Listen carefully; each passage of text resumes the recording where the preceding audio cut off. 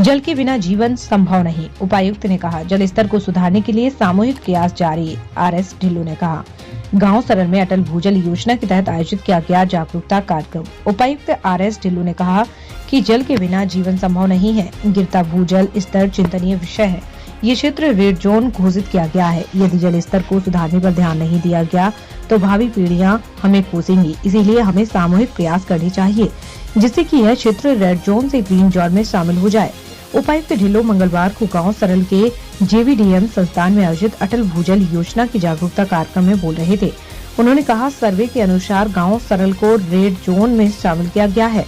गांव को भूमिगत जल काफी नीचे चला गया है। इसके लिए जिला प्रशासन ने जल सुरक्षा प्लान तैयार कर लिया है। योजना का मुख्य उद्देश्य घटते भू जल स्तर में सुधार लाना और गांव के स्तर पर स्थायी प्रबंधन करना है। इसके लिए गांव वासियों के सहयोग की आवश्यकता है। उपायुक्त ने कहा है, जल के बिना जीवन संभव नहीं है। घटते भूजल स्तर को सुधारने के लिए गंभीरता से कार्य करना होगा, अन्यथा भविष्य में जीवन संभव नहीं रह पाएगा।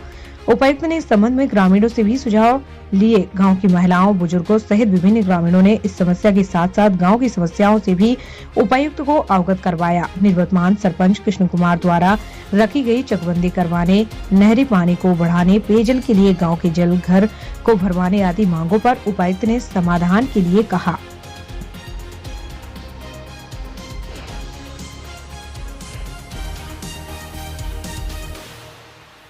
यहाँ अटल भूजल योजना पहुँचे हैं शरण में, तो इसके लिए क्या ये अटल भूजल योजना के अंदर जो हमारा आज गांव सरल में आए हैं, ये इस करके भी रखा गया क्योंकि इस गांव का जो हमारा, अगर इसको मैं ग्रेडिंग करूं तो ये रेड जोन में आता है, जिसमें हमारा जो ग्राउंड वाटर है वो काफ़ी नीचे चला जा चुका है। इसी करके हमारे जो हमने विलेज सिक्योरिटी प्लान बनाया है वो उसको फाइनल करने से पहले लोगों के सजेशंस, गांव वालों के सजेशंस, महिलाओं से और बुज़ुर्गों से सबसे आज लिए गए हैं।